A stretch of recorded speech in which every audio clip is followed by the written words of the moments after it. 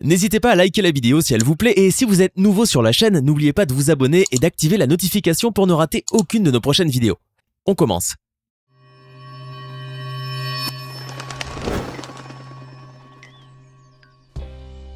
Du très grand nombre de personnes qui accompagnent le président des États-Unis lors de ses déplacements, jusqu'aux astuces utilisées par les services secrets sur les routes, voici à quoi ressemble un voyage effectué par le président américain. On commence. Les services secrets américains ont pour mission de protéger le président des États-Unis ainsi que sa famille lorsqu'ils sont en voyage.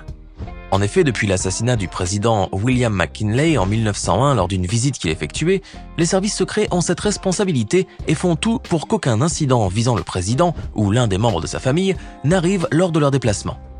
Sauf que parfois, les services secrets doivent faire face à un budget qui peut certaines fois dépasser la logique. Il n'y a qu'à voir par exemple le coût qu'ont nécessité les nombreux déplacements et voyages de Donald Trump et de sa famille lors de son mandat pour comprendre. Selon une enquête publiée par le département du Trésor des États-Unis, les voyages et déplacements de Donald Trump et de sa famille ont coûté une vraie fortune, d'autant plus que ces voyages étaient nombreux. En comparaison, le nombre des voyages protégés de la famille d'Obama était en moyenne de 133,3 par an, alors que la famille Trump en a effectué en moyenne 1625 par an, soit 12 fois plus de voyages protégés que la famille Obama. Imaginez donc l'énorme budget que cela a engendré. Cela s'explique par le fait que la famille Trump est plus nombreuse que la famille Obama d'un côté, mais de l'autre il existe aussi une autre raison. Donald Trump aurait profité des bons et loyaux services des services secrets américains pour effectuer des déplacements, lui et ses fils, pour le compte de leurs propres affaires et pour promouvoir les entreprises de la Trump Organization.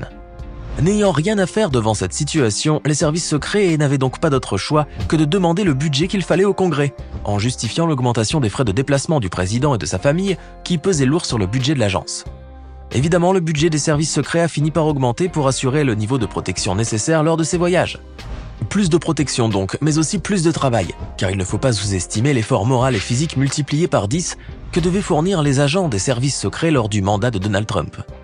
Mais au moins, ces derniers peuvent aujourd'hui s'en féliciter et être certains d'avoir assuré leur mission bien comme il faut. Eh ben, à cause de toutes ces difficultés qu'ils rencontrent, les services secrets sont devenus vraiment à plaindre. Durant son mandat, un président américain peut être amené à effectuer beaucoup de déplacements et de voyages officiels afin d'aller à la rencontre d'autres chefs d'État ou pour répondre à des invitations spéciales, comme celle d'assister à des événements internationaux par exemple. Mais lorsque le président américain voyage, c'est la Maison-Blanche qui voyage en réalité. Et oui, hommes d'armée, pilotes chargés des avions de surveillance, hommes des services secrets, ministres, conseillers, journalistes, médecins et même les cuisiniers de la Maison-Blanche font le déplacement avec le président et sa famille. Lors d'un voyage qui avait été effectué par le président Barack Obama et sa femme par exemple, on a estimé entre 500 et 1000 le nombre de personnes qui avaient accompagné le couple présidentiel. Waouh! Tout cela demande bien sûr une organisation pointilleuse qui nécessite parfois des semaines de préparation. Le président effectue donc son voyage en étant sûr d'être bien entouré et servi comme il se doit, mais surtout, il est certain d'être protégé, lui et les siens, tout au long de la durée de son voyage. Bien sûr, qui dit déplacement de toutes ces personnes qui l'accompagnent dit sécurité pour tout le monde, et forcément un budget très important. Mais qu'à cela ne tienne, le président américain sait parfaitement qu'il existe un budget rien que pour cela. Et voilà, ce n'est pas pour rien que le président américain a été décrit comme un empereur des temps modernes.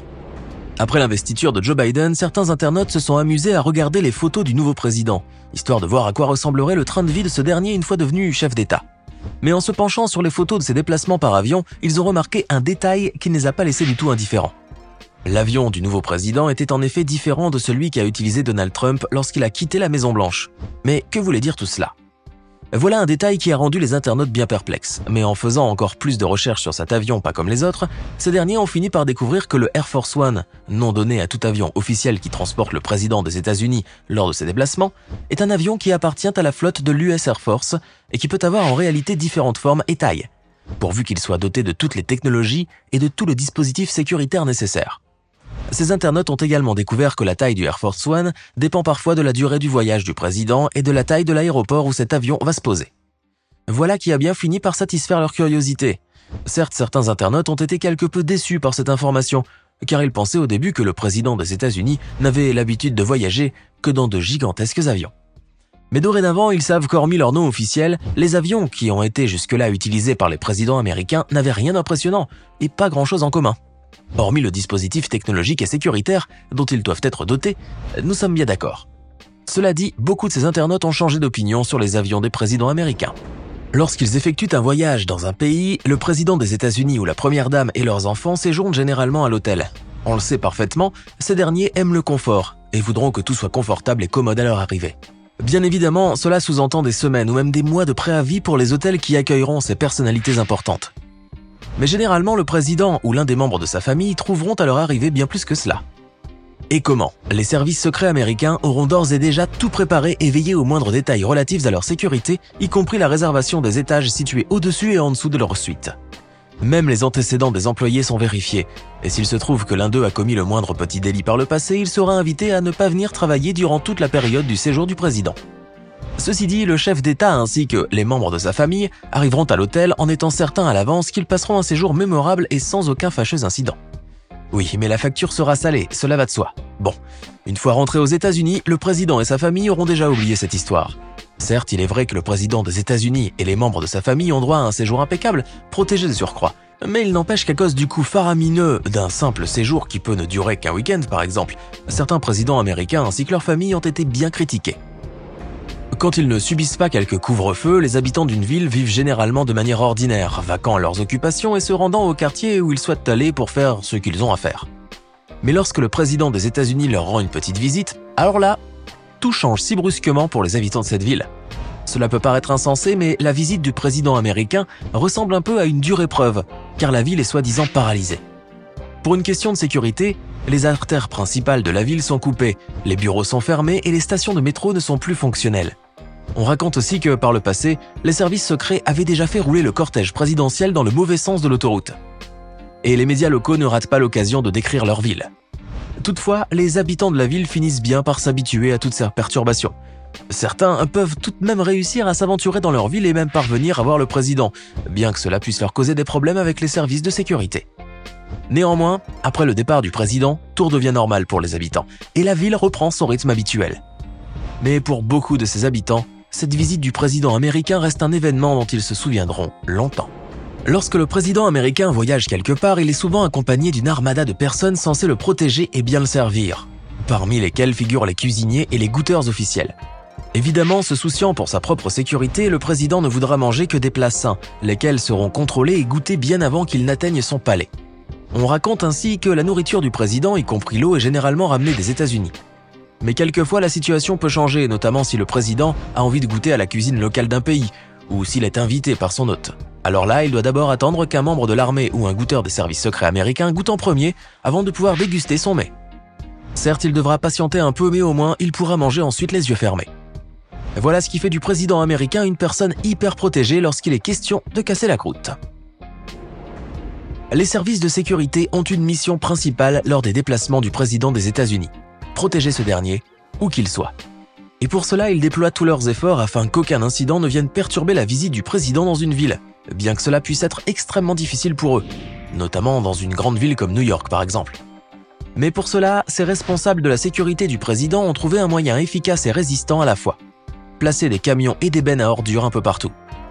Il faut dire que les camions à ordures sont de plus en plus déployés dans les villes afin de bloquer les routes et les rues et contrer les attaques à la voiture bélier, et ainsi protéger les citoyens contre ces véhicules meurtriers qui foncent sur les foules.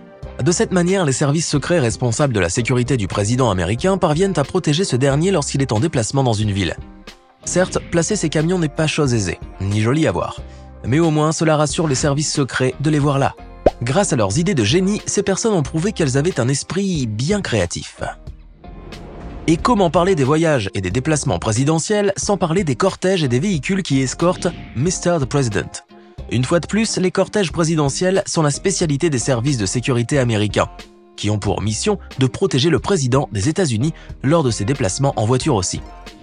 En effet, ces services secrets veillent sur tous les détails, même les plus anodins, afin d'assurer au maximum la sécurité du président, et pour cela, les choses sont tout sauf simples.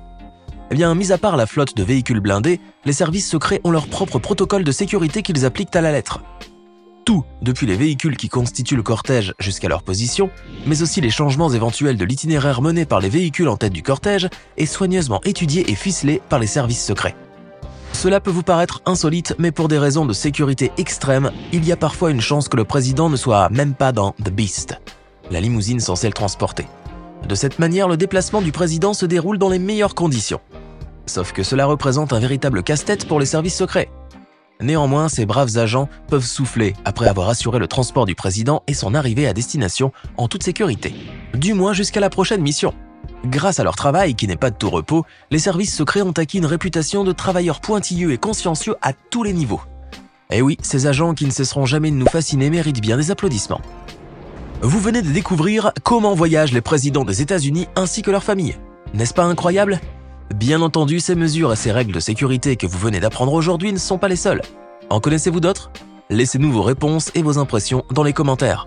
Et comme toujours, n'oubliez pas de vous abonner, de liker et de partager cette vidéo. Vous avez aimé cette vidéo ? Alors n'oubliez pas de mettre un pouce bleu et de vous abonner à la chaîne et d'activer la cloche pour recevoir toutes les notifications et ne rien rater de nos prochaines publications.